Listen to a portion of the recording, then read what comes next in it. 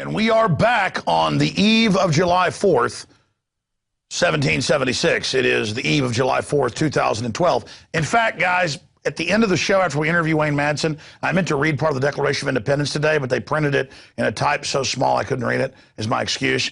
Will somebody print me a bold one of that so that as we end the Wayne Madsen interview, I can engage in sacrilege that makes the globalist so incredibly angry, and I can read part of the Declaration of Independence that is like dousing gallons of holy water on Count Dracula. So we're going to be going over some of that. That's why we see all these news articles demonizing the Declaration of Independence. There's a new article out at prisonplanet.com where a new federal document like MIAC and Homeland Security says freedom lovers.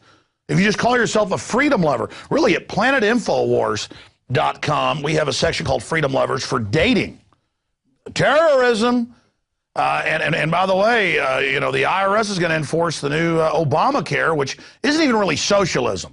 It's a direct tax to the insurance companies owned by the big banks. Now, Wayne Madsen joins us now, and he has written a new book that is quite a page-turner. In fact, I've got a copy of it in there.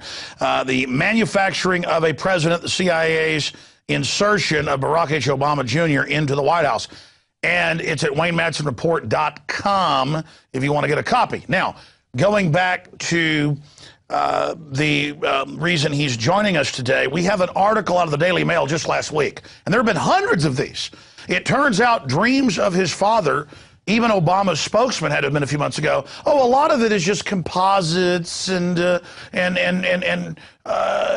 what we'd like you to believe, basically. They came out and admitted that a lot of it is fiction.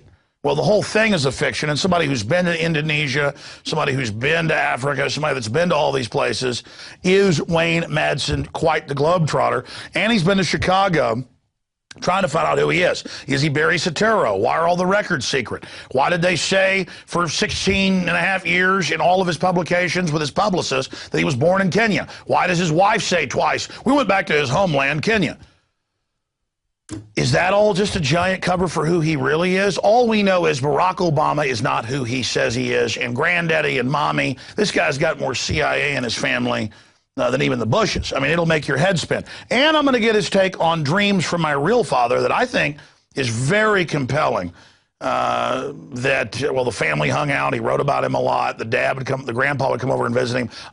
From the voice, the face, the photos, I believe that there's a very good chance that this is accurate about who his father really is. And that's why they put out the whole thing. He was from Kenya. We're like, hey, you said you were from Kenya. And he's like, I never said that. We're like, it's you say it right here. And then it turns into, but that's exactly how these agencies operate. Speaking of agencies, whistleblower, Wayne Madsen's written for some of the biggest publications in the country. He also was in anti-submarine warfare for the Navy before being with the National Security Agency, NSA. And he's also appeared at ABC, NBC, CBS, CNN, BBC, Al Jazeera, you name it, he's been on it. And you can always see him reporting on national security issues. If you're watching C-SPAN, there's a big national security hearing. You can see him back there. Hangs out at the National Press Club. Gets a lot of important work done. He joins us to get into the providence of Obama and why this is important, because we know he's not who he says he is, so they can blackmail him. That's what's important here. I've never claimed to know exactly where he's from or what's going on. We just know his official story is a piece of fantasy that would make a science fiction movie pale in insignificance. But enough of my ranting and perseverating. Wayne Madsen, before we get into your new book, which I want to spend the lion's share of the interview with you today. I always love picking your brain, one of my favorite guests to get on. What do you make of this health care legislation? What do you make of all the draconian police state announcements that are happening, and the fact that government, it seems, has gone completely insane? I mean, things are undoubtedly accelerating. Do you agree with that statement? And what do you make of what's happening right now? Well, I think it's, I saw a poll the other day. It's basically said that most Americans, conservative, liberal, it doesn't matter, are just fed up, and there's a lot of anger. And we saw the anger, how it manifested itself into the Tea Party and the Occupy Wall Street movement. And I think, and just the sense I get from Washington is that some of the politicians, some of the elected officials in Congress are picking this up now that they're going back into their districts to campaign for reelection. And of course, they still sit here in Washington and they're still protected, but they're starting to feel that angst out there in the country. And the healthcare program, the mandated payments, again, is just another effort. As you said, it's to make the insurance companies wealthy. People are going to have to buy this insurance, and they're going to be buying it not from Medicare. They're going to be buying it from Aetna or Blue Cross Blue Shield.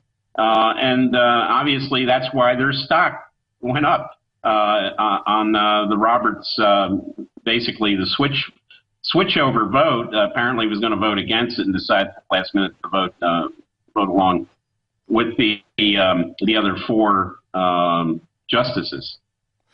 Yeah, I saw reports at ABC News and CBS. What we all knew was obvious. They were going to announce it a week and a half ago, but postponed it a week. And now they're admitting that, he did indeed switch. So what type of pressure, you live there in D.C., you cover this, what type of pressure do you think they put on him?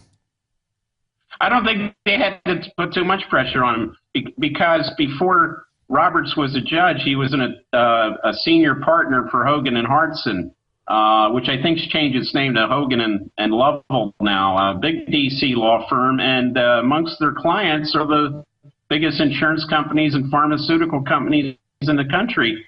So his portfolio, which I assume is in blind trust, probably did quite well. So I don't think he had to have his arm twisted too much because he's a wealthier man as a result of his vote. Sure, and I mean, this really is just another bailout to the mega banks, and so they come to him and say, do this or it's all going to collapse, but it's guaranteed to collapse it in the final equation. I mean, I want to coin a term basically here today, and I want to get your take on this if you agree with it, but studying geopolitical systems, Carol Quigley at Georgetown talked about this, that we want both parties to be there to have the illusion, but the difference to only be in rhetoric. In the final equation, the establishment gets what it wants, and so it's like a soccer game. I mean, it's an event, but it doesn't really have any outcome other than just enriching the ruling class. But to coin a quote or phrase here, in history, fascism loves to masquerade as socialism, or socialism is a cloak for fascism. And then so-called political scientists will say, oh no, the two are very different. But if you actually study history, a lot of socialisms are really just fascist systems calling themselves socialist. I mean, Hitler did that, but at the grassroots, it's a low-quality socialism, and then it always diverts the money to a fascist combine that writes the laws and controls the regulators and exempts itself from everything. I mean, what do you call a system like that?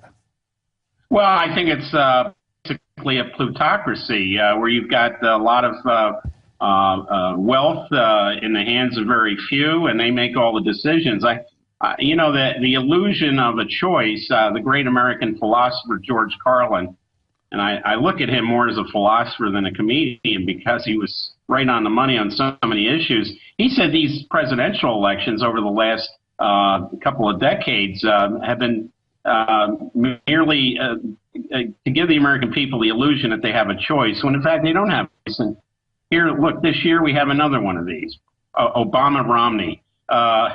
What's the real difference there? They're both beholden to the power structure. They're both beholden to, if it's Obama, it's Goldman Sachs. If it's Romney, it's his Bain Capital buddies.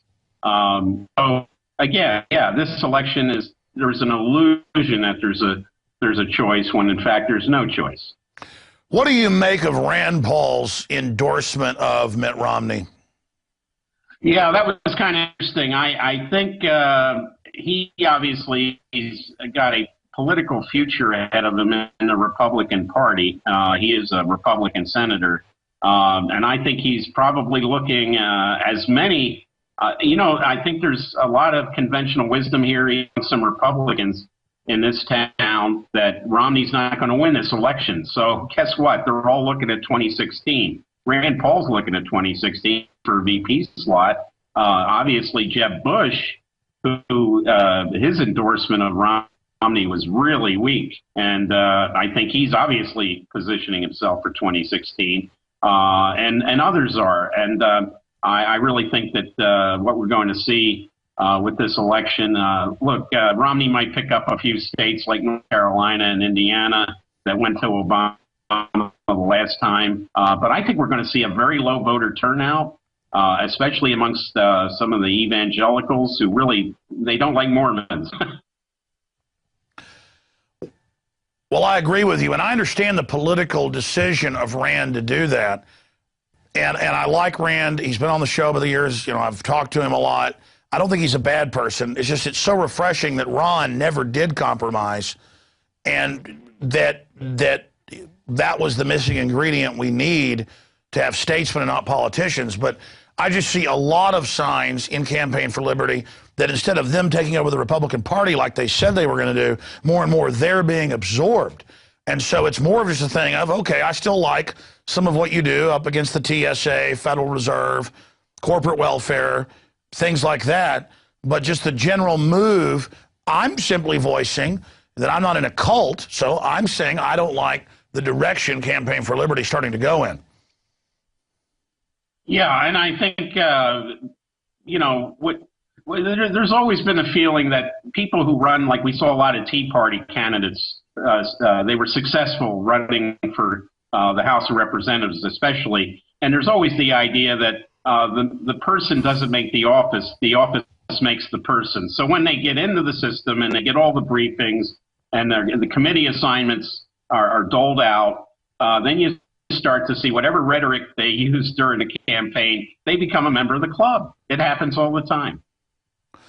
And they want to win in their competitiveness within a system. But if the system is broken and inherently a fraud, they would have more power, even if they were just opportunists, and I'm not saying they are. I believe Ron Paul is an idealistic person. I think his son, to a great extent, is. But in a world of universal deceit, telling the truth is a revolutionary act. To quote Eric Blair, a.k.a. George Orwell. And so I just think that going with conventional wisdom, Senator Paul, who the system tried to defeat and who we backed, first the Republicans in the primaries and the Democrats, with every dirty trick, he was loved, and his star rising from the grassroots as this system is collapsing because he was seen as contrarian to the status quo fraud.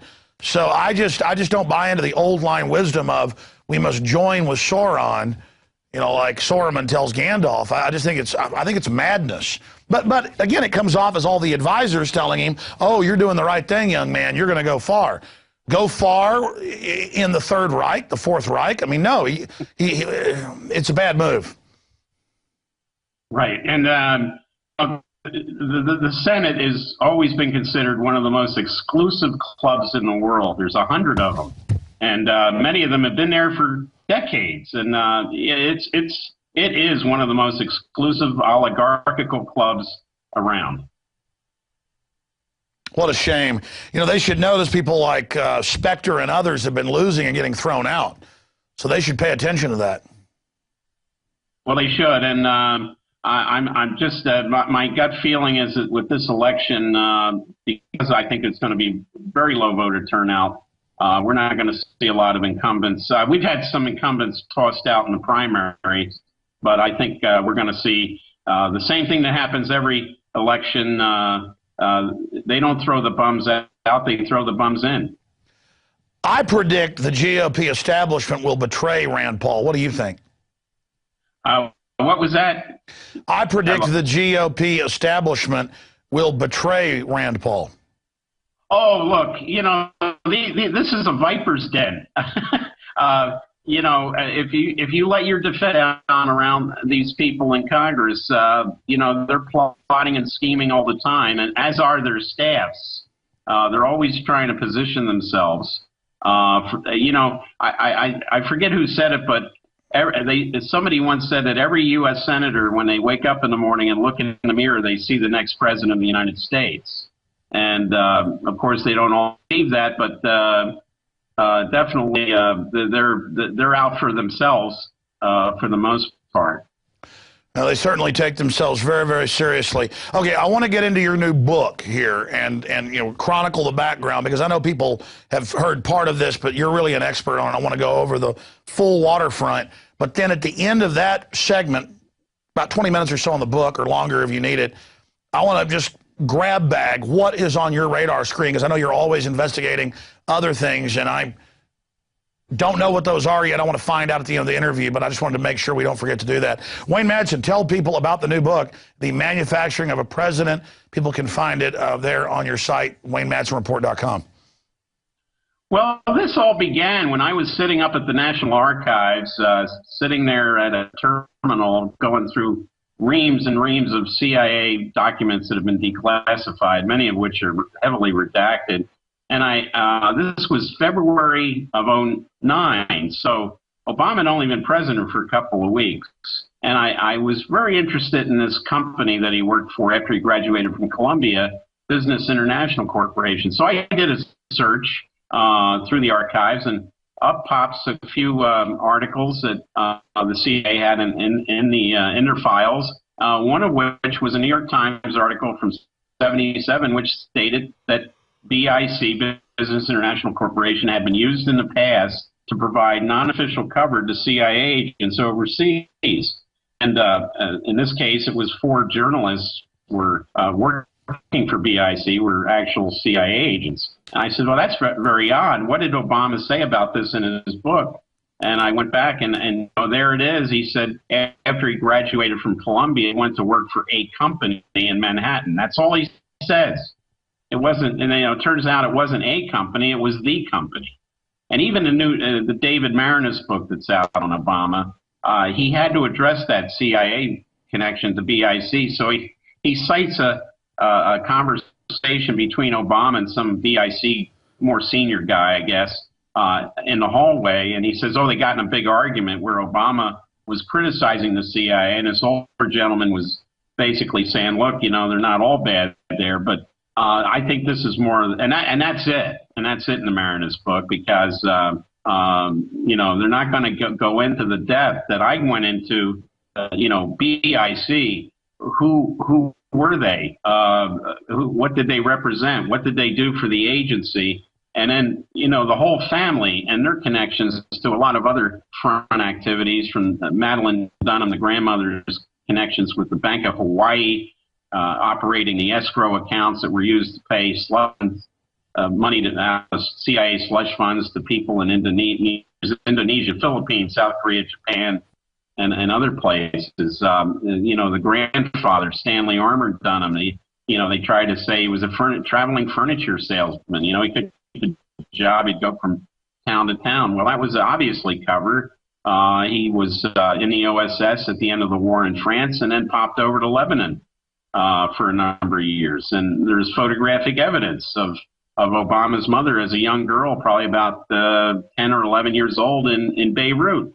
And so the whole history of Obama and his family has been manufactured. So hence the title of the book, The Manufacturer President. It's really a play on the old Teddy White series, The Making of a President. He wrote those in the 1960s elections. But this, in fact, was the manufacturing of a president. And I go into the whole history of behavioral science programs at the CIA, the fact that the University was one of 5 universities favored by Richard Helms, the longtime CIA director, for CIA's behavioral research programs. And, what is behavioral research? Well, it's programming individuals. I mean, so is Obama a Manchurian candidate from Langley? Not from Manchuria, but a Manchurian candidate. It certainly appears so from all the research that I've done. This person was deep selected at a very early age, talent spotted, and he had this amazing political rise.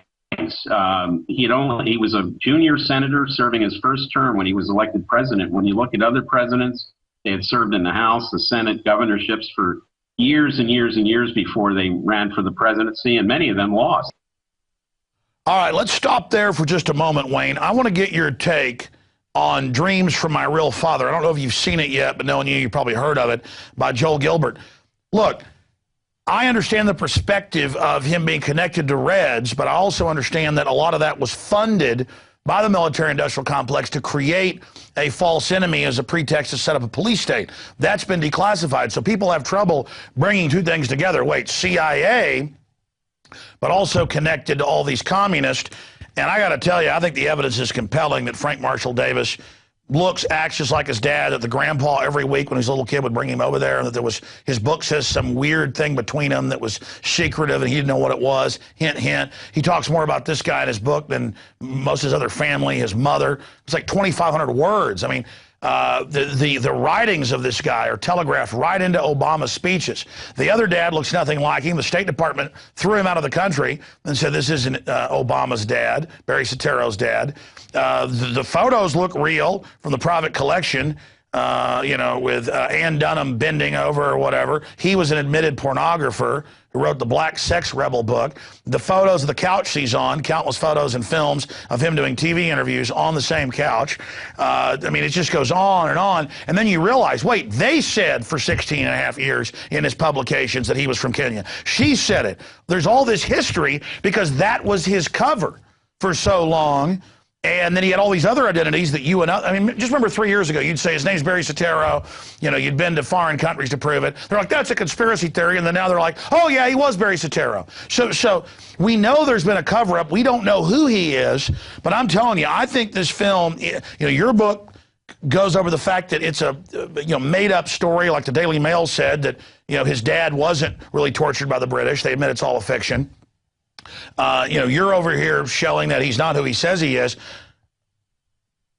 Comment on who you think he really is and what you think of this film, if you've heard of it or seen it, A. And then B, I want to ask the question, you know, CIA background, communist background, how those two go together. Well, I definitely think he was a CIA groomed and deep selected and talent spotted individual from a very young age. Now, I didn't get a whole lot into the birth certificate, but I'll tell you what I concluded is that there's a lot of evidence that he was in fact born in Honolulu, but there's also a lot of evidence, and I talked to several people, including politicians in Hawaii who were old enough to have and remembered the family, knew the family, and said, look, Obama was born in Honolulu, but the issue is we don't really think that Barack Sr. is his father. Now, if the birth certificate shows another father as a biological father, that would necessitate, obviously, trying to change the birth certificate in some manner. And I'm willing to say that that's probably the case. Well, yeah, they say that his dad was African-American. They didn't start using that till the 70s and 80s. I mean, the term didn't exist in 1961. Absolutely. And whether his father was Marshall Davis, it would make sense that Stanley Armour Dunham, the grandfather, who was with the CIA station in Honolulu, you know, trying to tell everybody he was working for Pratt's Furniture Store, which didn't exist. It only existed in corporate records. There was no more brick and mortar store in Honolulu called Pratt Furniture. That was an invention. But look, you know, if he's with the Honolulu CIA station, and Frank Marshall Davis is either somebody who they're using as a double agent or somebody they're trying to get information or intelligence from, it would make sense he might hang around this guy because remember, in this time frame in Hawaii, this is the Cold War. Hawaii is basically a huge military base, especially the island of Oahu. And you've got a known communist agitator prancing around. Obviously, they're going to send FBI, CIA at him. Absolutely. And look, we also know, we're told that Obama's mother and Barack Sr. met for the first time in a Russian language class at the University of Hawaii. Well, it's quite clear that Stanley Armour Dunham, the grandfather, was at the airport. And I've got a photo of that in 1959 when Barack Sr. first arrives as part of the CIA's Airlift Africa project to get these African students educated and then turn them back over to their native countries so they could be put into government positions. The Russians were doing the same thing, and we were competing with them, and the Chinese to a lesser extent. So now I was told by a very good source that in 1960, Stanley Armour Dunham got a new assignment, temporary assignment. He was sent to Cuba. This is after Castro takes over, and he took Ann Dunham there, and there apparently is some files in Cuba held by the Cuban government that Obama's father may have been an Afro-Cuban who impregnated her in 1960. Of course, Obama's born August 4th. Well, I was about to say, just looking at people, I mean, he looks like, folks I know that are part white, part, Hispanic, part black. He looks nothing like his supposed father. And I mean, I've always said he looks like he's not just white and black. He looks like he's Hispanic as well. Yeah, and this came to me from a very good source, as I say, has very good connections with the Cuban government, and that's what they have determined, that there was a record of Stanley Armour taking Stanley Ann Dunham to Cuba in 1960. It would have been probably towards the end of 1960. He's born August the 4th, given 8 to 9 months pregnancy. That would make sense. But see, I say that Marshall Davis looks like, he has multiple racial backgrounds, not just white and black as well. I mean, the voice, the facial spots, the fact that Grandpa bring him over there every week, the fact of the couches, the black sex rebel, the porn stuff. I tell you, have you seen this film yet, Dreams from My Real Father? I haven't seen it yet. I'll tell you, though, that Stanley Armour Dunham, the grandfather, used to take young Barack to a lot of places. I have a part of the book where I describe how he takes him to Bill Lederer's bar, which is in the hooker district of Honolulu, Hotel Street. And Bill Lederer was OSS during the Second World War. So basically, Barack was being shown how to become a CIA operative. Well, yeah, he said he used to sit at the bar and blow bubbles into his Coke. But Bill Lederer, of course, became very famous. He wrote the book called The Ugly American. And during the war, he was stationed in China, and he was basically the OSS point of contact with a Mr. Nguyen, Vietnamese man, who turns out that was Ho Chi Minh himself. Amazing. Well, bottom line, I'm going to send you a copy of this. We sell it at InfoWarsShop.com because I want to get your real honest review. I respect your view and your analysis, so I want to get your perspective on this intriguing film. I'll mail you a copy tomorrow, all right? Okay, great. Fantastic. Now, let's get into more of your book. I mean, it covers a lot, and it really proves what is now getting more and more mainstream traction, that we don't know who Obama is, and so that tells us a lot about him, though.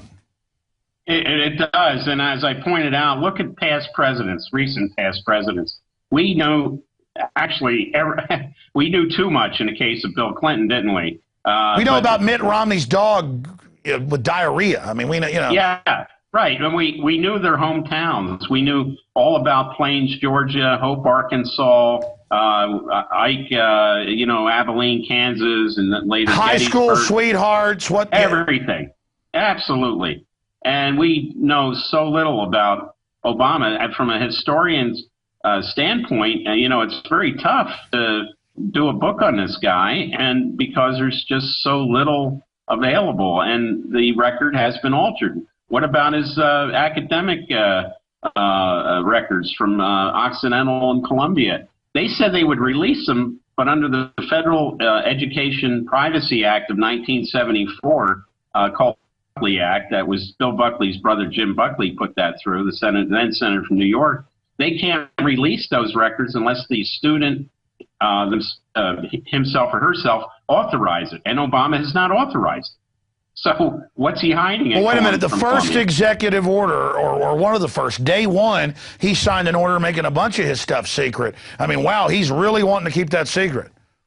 Absolutely, and not only that, that also applies. He has veto authority on releasing records from past presidents, even if their families, like Reagan's family, it says release it. Well, George W. Bush was the first to say no, we're not going to release certain things. And Obama's followed right along. As a matter of fact, there were the two meetings between Old Man Bush and Jeb Bush where they went to the White House kind of at a moment's notice, and Obama dropped his schedule. The last time they did it, Obama was at a big fundraiser at the Mandarin Oriental Hotel here in Washington, and he leaves, where he has all these campaign bundlers giving him loads of dough. He leaves to go meet with Old Man Bush and Jeb at the White House. It's the second time there was one of these impromptu meetings. It wasn't like the last meeting. It wasn't like Obama wasn't going to see them again, because he saw them the very next night, Saturday night, at the Alfalfa Club dinner here in Washington. Another one of these oligarch elite type dinners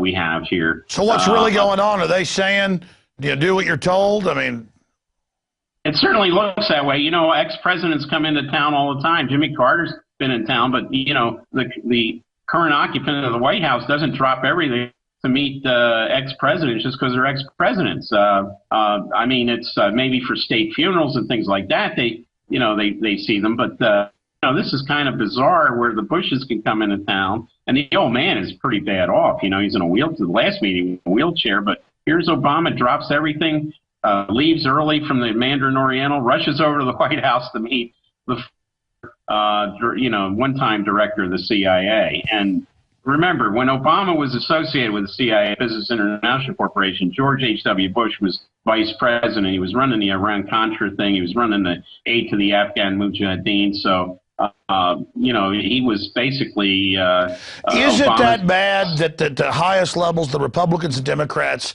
from a lot of evidence I've seen, just agree on who they're going to let in? And that at the top of the apex, it is absolutely a club. They might fight over who gets the levers of power, but they are totally unified, evidenced by Roberts and the deciding vote. When the banks want it, they get it.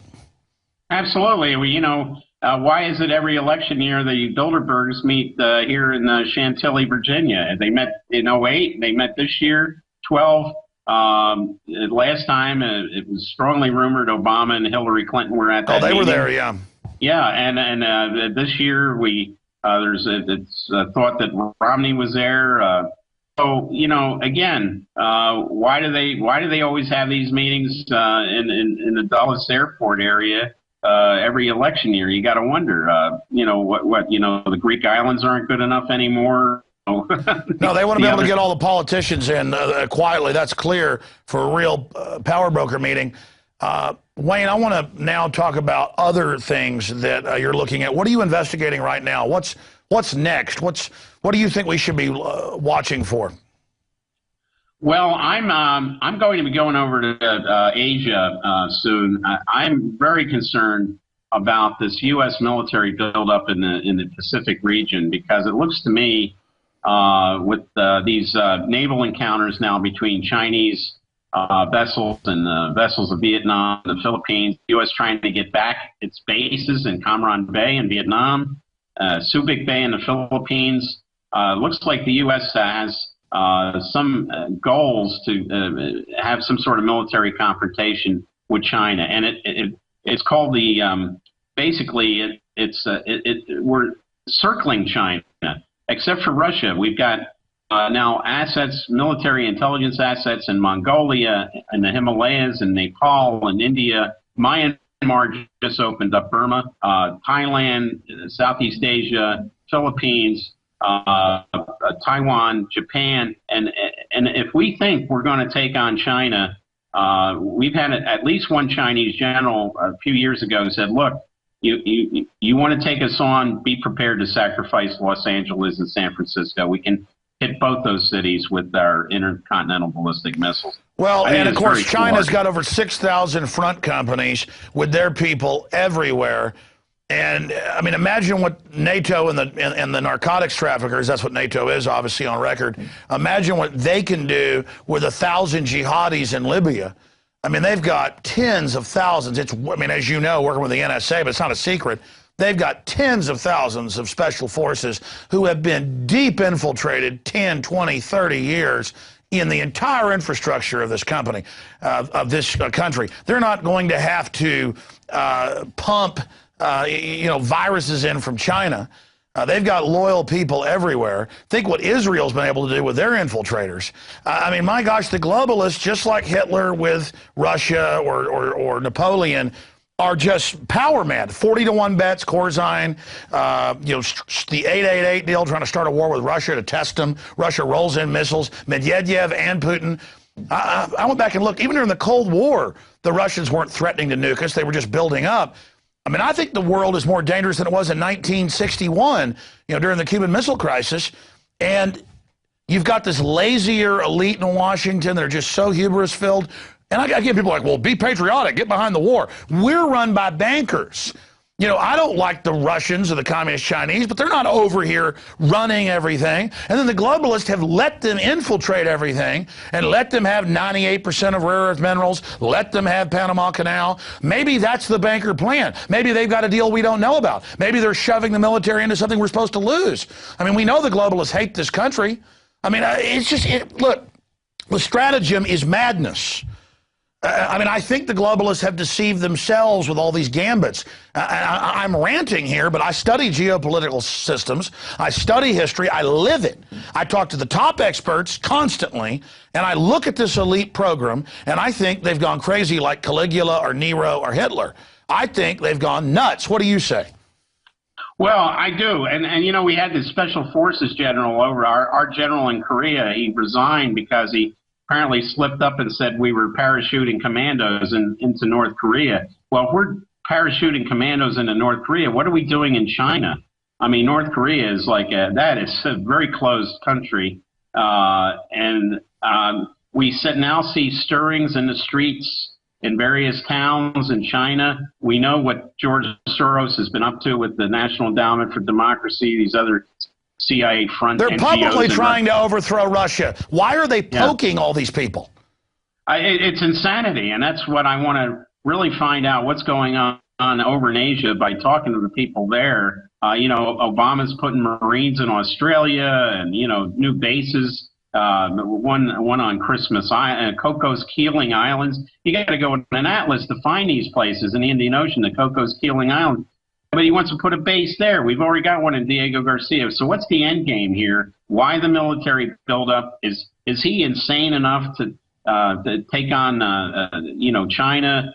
Even MacArthur knew that you don't do that. You don't get in a land war with the Chinese in Asia. And obviously, but look, Obama's he's a creature of the CIA. The CIA has not produced many military wizards over the years. As a matter of fact, they've gotten us in some of the most messed wars we've ever been in because the Pentagon had to go in after the CIA, overthrew governments. Look at Iran and other places where the CIA's fingerprints and their mud tracks are all over the place. The military's had to go in and clean up a lot of this. So I'm afraid that maybe we're seeing that again with this military buildup in Asia, take on. And don't forget, China. They just sent a part of a fleet into the Mediterranean to menace Syria. Give us your take on that. I mean, this is just getting, and they're publicly using Al Qaeda and now admitting and saying, well, Al Qaeda's good if they're attacking Assad. It's crazy. Where we're using Al Qaeda in Syria, we used them in Libya. There's reports now that we're using them in Sudan to overthrow the government there after we split the southern half off and gave them their independence. Al Qaeda, as I always said, it's a construct.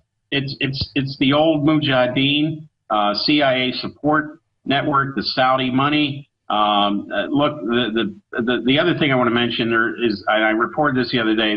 There's reports that King Abdullah of Saudi Arabia, who's 87 years old, is seriously ill. Some reports have him as clinically dead and only being kept alive on by artificial means. Now, what's going to happen? We've got the Crown Prince, Prince Nayef, who succeeded when the Crown Prince died a couple weeks ago.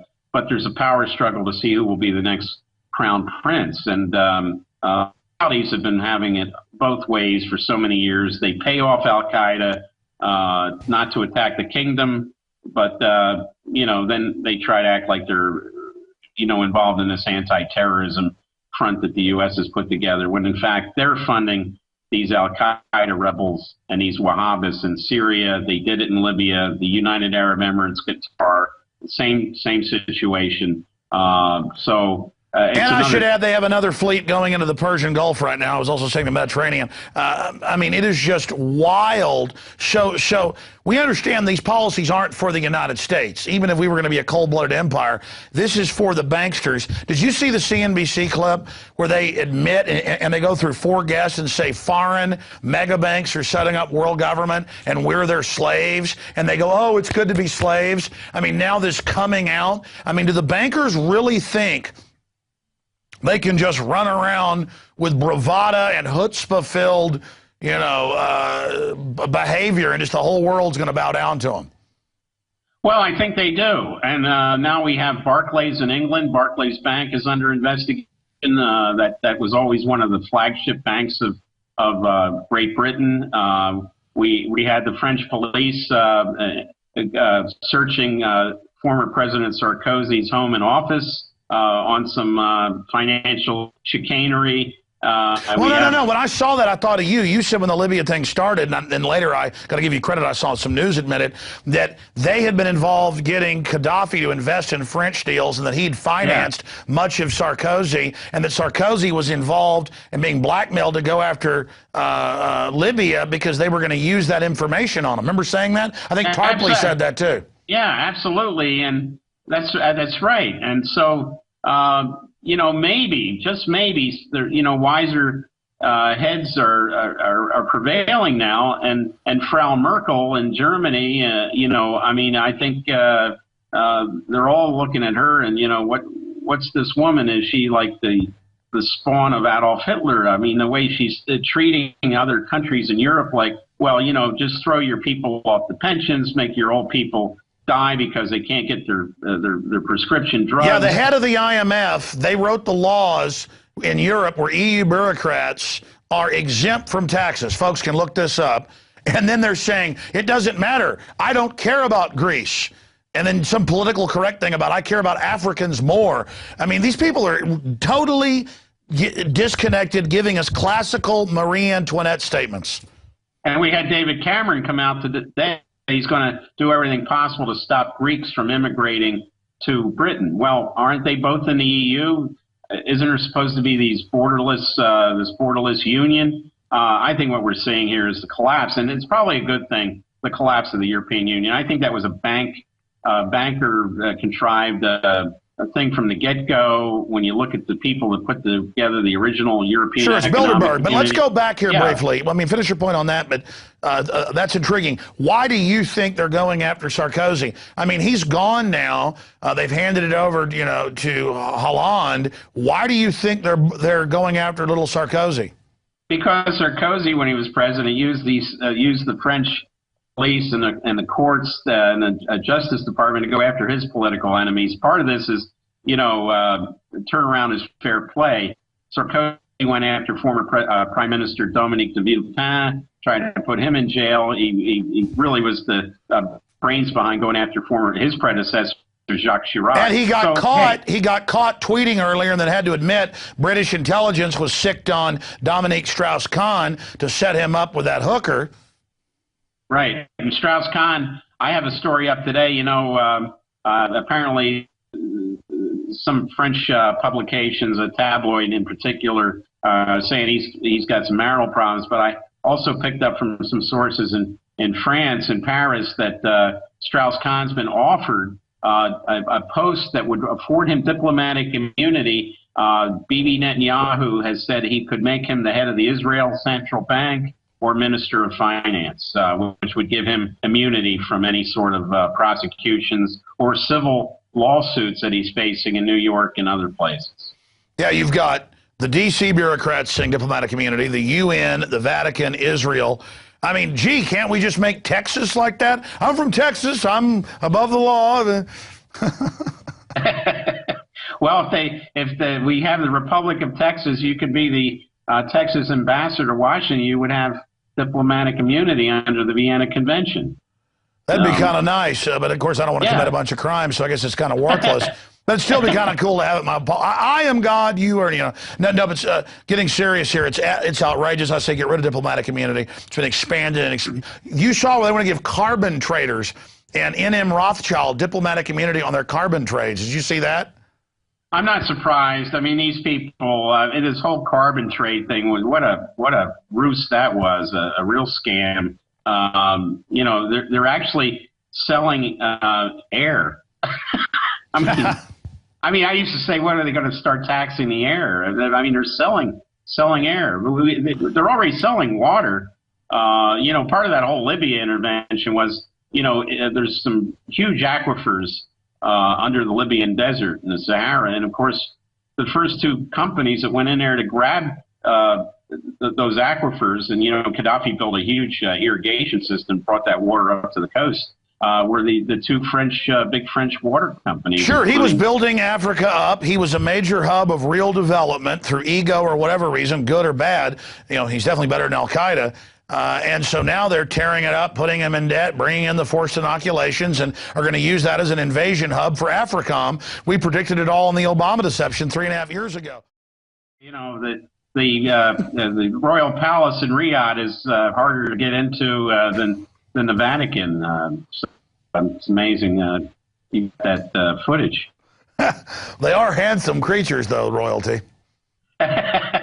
Well, they all gathered for the Queen's Jubilee recently in London. So, I remember what King Farouk once said, that eventually the only kings and queens in the world would be the ones you find in any deck of playing cards, and the King of England. How ridiculous is it to have all this so-called royalty wearing crowns? And what is it about the entitled elite class that stole their money or got it off government bailouts or whatever, that they love going to awards ceremonies and wearing crowns and stuff? I've been offered a lot of big awards and, taken a few, but one time I was already going through California shooting a video. Well, it's for Bohemian Grove infiltrating, and I was given an award, and for journalism, I went and took it. So I was driving through. I was like, well, that'll work. I'm actually there. But I just don't get this need they have to, like, this conspicuous consumption and the rest of it. I mean, a lot of it is that they're mental midgets, but good people have a blind spot to them because we're not like them, and so that's why they're able to dominate. Your comments on that before we show the Queen of England Diamond Jubilee feast. Well, it's still the old divine right of kings. They feel that their power, their political power, is ordained by God, and it's hard to get these people to think otherwise, even in the 21st century. You found the start over. They had the Skeksis feast. I was ignoring you. Start over with the divine rule of kings. Everything else. Start over. Yeah, well, these kings and queens believe that their authority comes through the divine right of kings. It's a very ancient thing where God ordains them to rule on His behalf on earth. And it's hard to get these people out of this mindset, even if they have elected prime ministers like in Great Britain. But I think people are just getting more and more upset seeing them live that way. This guy in Spain is in Africa shooting elephants. The King of Spain, Juan Carlos. And the people in Spain are losing their pensions and losing their Social Security. And then they see him running down to Africa and shooting elephants. I mean, Spain, well, what's even worse is Prince Philip and puts out stuff, and so does Charles, saying, try not to take a hot shower. It hurts the carbon. But then they have literally hundreds of giant palaces, hundreds, and dozens of jets and private trains and huge yachts the size of ocean liners. And then they're like, just take a hot bath. And people are like, oh, thank you, sir. I would note that Jamaica, which still has the Queen as their head of state, is finally, that became independent in '62. They're finally going to opt for a republic and get rid of the Queen as their head of state. It's amazing that Jamaica can do that, but Australia, Canada, and New Zealand still have this person who's many miles away, thousands of miles away, as their head of state. Maybe they'll, Jamaica now can take the Queen off their currency. Maybe I think they should put Bob Marley on the Jamaican currency. But good idea. Well, Wayne Madsen, thank you for joining us today. This is big news. We were able to give you a feed inside the king of Saudi Arabia's bedchamber. I know you're on Skype with us. So you couldn't see it because we don't send you video back, but we'll send you a clip of this, and I think you'll enjoy seeing how the better elites live. Absolutely. Good to be with you, Alex. And people, if they want the book, WayneMadsenReport.com, and click on the link and get it that way. You bet. Thank you so much. Talk to you soon, my friend. Okay. Good to be with you.